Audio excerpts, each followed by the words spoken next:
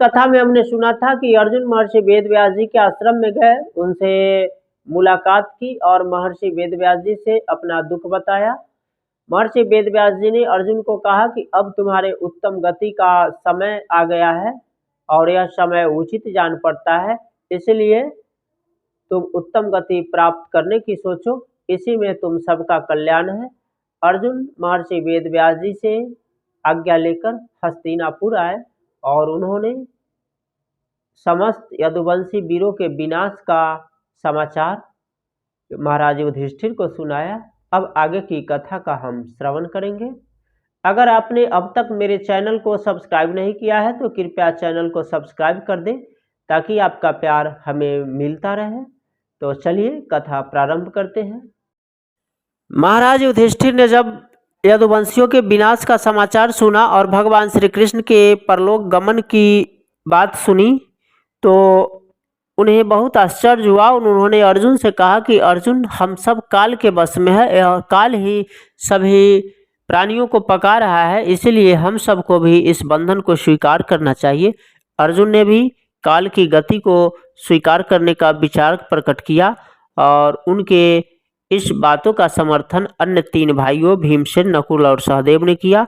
महाराज युधिष्ठिर ने युत्सु को बुलाकर संपूर्ण राज्य की देखभाल का भार सौंप दिया और परीक्षित को हस्तिनापुर का सम्राट बनाया, उनका राज्याभिषेक किया और फिर सुभद्रा से कहा कि यह कौरवों का राजा होगा परीक्षित और यदुवंशियों का राजा वज्र है, जिसे अर्जुन ने इंद्रप्रस्थ का राज दिया है। यानी श्री कृष्ण पौत्र वज्र इंद्रप्रस्थ के राजा है और राजा परीक्षित हस्तिनापुर के राजा है, सब तुम्हारी देखभाल करेंगे।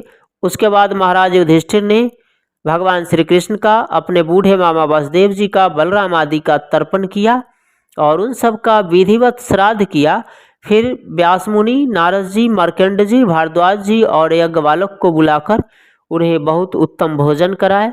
भगवत नाम का कीर्तन करते हुए ब्राह्मणों को अनेक प्रकार के दान दिए और इसके बाद महाराज युधिष्ठिर ने अपने गुरुवर कृपाचार्य की पूजा करके नगरवासियों सहित परीक्षित को उनकी सेवा में बने रहने का आदेश दिया। और फिर राजा युधिष्ठिर ने संपूर्ण नगरवासियों को बुलाया, अपने महाप्रस्थान का विचार बताया। सभी पांचों भाई और द्रौपदी ने अपने राशि वस्त्र, आभूषण वगैरह उतारकर बलकल वस्त्र धारण किए। सभी नगरवासी और महाराज परीक्षित उन्हें नगर की सीमा तक छोड़ने आए। सभी स्त्रियां रोने लगी। अब महाराज परीक्षित उन्हें विदा करके वापस लौट गए। पांचों भाई पांडव, माता द्रौपदी और उनके साथ हस्तिनापुर से एक कुत्ता चला।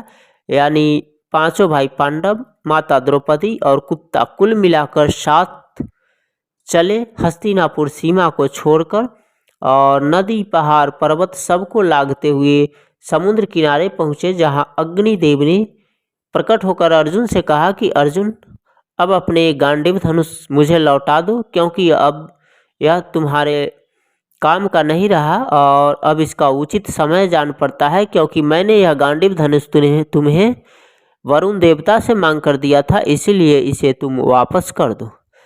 अर्जुन ने अग्निदेव को उनके गांडीव धनुष वापस कर दिए और फिर सभी लोग आगे बढ़े।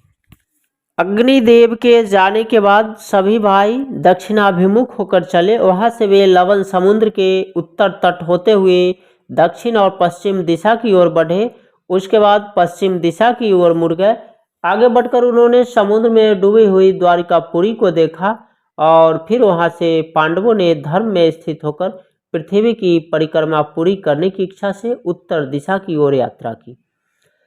अब जब पांडव लोग आगे बढ़ रहे थे, आगे बढ़ने के बाद उत्तर दिशा में उन्होंने महागिरी हिमालय का दर्शन किया। उन्हें लांघकर आगे बढ़े, सुमेरु पर्वत का दर्शन किया। सभी पांडव और माता द्रौपदी बड़ी तेजी के साथ चल रहे थे कि अचानक माता द्रौपदी लड़खड़ाकर पृथ्वी पर गिर गई, उनके प्राण निकल गए। तब महाबली भीमसेन ने धर्मराज युधिष्ठिर से पूछा कि भैया, राजकुमारी द्रौपदी ने कभी कोई पाप नहीं किया, फिर किस कारण यह नीचे गिर गई? युधिष्ठिर ने कहा कि भीमसेन, इनका अर्जुन के प्रति विशेष पक्षपात था, आज उसी का यह फल भोग रही है। यह कहकर धर्मात्मा युधिष्ठिर ने द्रौपदी की ओर बिना देखे ही चित्त को एकाग्र करके आगे बढ़ गए। थोड़ी देर बाद सहदेव भी गिर गए। फिर भीमसेन ने प्रश्न किया कि भैया, इसने ऐसा कौन सा पाप किया था, क्योंकि यह तो सदा हम लोगों की सेवा में संलग्न रहता था, इसके पास अहंकार नहीं था, फिर भी यह क्यों गिर गया, क्यों इसकी मृत्यु हो गई। तब युधिष्ठिर ने राजकुमार सहदेव को कहा कि यह अपने जैसा विद्वान किसी को नहीं समझता था, इसका यह दोष ही आज इसका कारण बना है। द्रौपदी और सहदेव को गिरे देखकर बंधु प्रेमी नकुल भी शोक से व्याकुल होकर गिर पड़े, उनके भी प्राण निकल गए। तब भीमसेन ने पुनः राजा युधिष्ठिर से प्रश्न किया कि भैया, अब इन्होंने कौन सा पाप किया था जिसके कारण इन्हें गिरना पड़ा। तब भीमसेन के पूछने पर युधिष्ठिर ने कहा कि हमेशा यह अपने को रूपवान समझता था, यह समझता था कि मेरे समान दूसरा कोई रूपवान नहीं है, इसी कारण इसे यह गति प्राप्त हुई है। और ऐसा कहकर युधिष्ठिर बिना देखे ही आगे बढ़ गए। तीनों को गिरे देखकर महावीर अर्जुन को बड़ा शोक हुआ और दुख के मारे वे भी गिर पड़े। अर्जुन को मरणासन देख भीम ने पुनः प्रश्न किया कि अर्जुन कभी भी झूठ नहीं बोलते थे, फिर यह किस कर्म का फल है कि अर्जुन को भी पृथ्वी पर ही गिर जाना पड़ा। युधिष्ठिर बोले, अर्जुन को अपनी शूरता का अभिमान था, इन्हें घमंड था कि एक ही दिन में शत्रुओं को भस्म कर डालूंगा, किंतु ऐसा किया नहीं। आज इसी घमंड के कारण इनका यह हाल हुआ, इन्हें धराशायी होना पड़ा। अतः कल्याण चाहने वाले व्यक्ति को कभी भी घमंड नहीं करना चाहिए। ऐसा कहकर युधिष्ठिर अर्जुन की तरफ बिना देखे ही आगे बढ़ पड़े।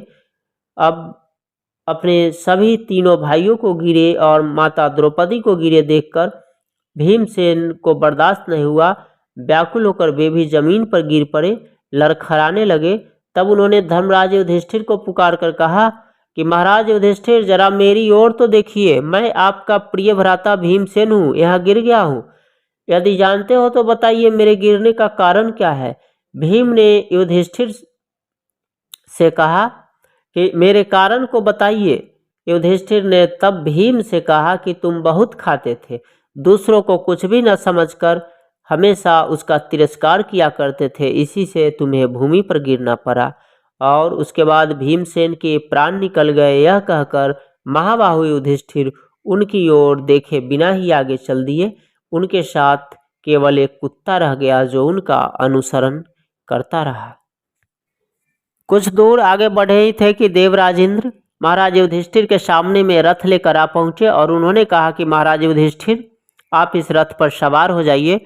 तब धर्मराज युधिष्ठिर ने अपने भाइयों की ओर दृष्टि डालकर कहा कि हे देवराज, मैं बहुत शोक संतप्त हूँ और मेरे सभी भाई मार्ग में गिर पड़े हैं, इसलिए वे मेरे साथ चले, इसकी भी व्यवस्था कीजिए, अन्यथा मैं भाइयों के बिना स्वर्गलोक में नहीं जाऊंगा। हमारी द्रौपदी भी अत्यंत सुकुमारी है, उसे भी हम लोगों के साथ चलने की अनुमति दीजिए। तब देवराज इंद्र ने कहा कि महाराज, तुम्हारे सभी भाई और द्रौपदी सशरीर वहां नहीं जा सकते, इसलिए शरीर का परित्याग करके आपसे पहले वहां पहुंच गए हैं। आप इसी शरीर में वहां तक चल सकते हैं। तो आज की कथा में बस इतना ही। कल की कथा में सुनेंगे कि क्या धर्मराज युधिष्ठिर देवराज इंद्र के साथ स्वर्गलोक गए या नहीं गए, उनके साथ कुत्ता गया या नहीं गया। तो आज की कथा में बस इतना ही। कल की कथा में आगे का हम कथा श्रवण करेंगे। तब तक के लिए जय श्री कृष्णा, राधे राधे।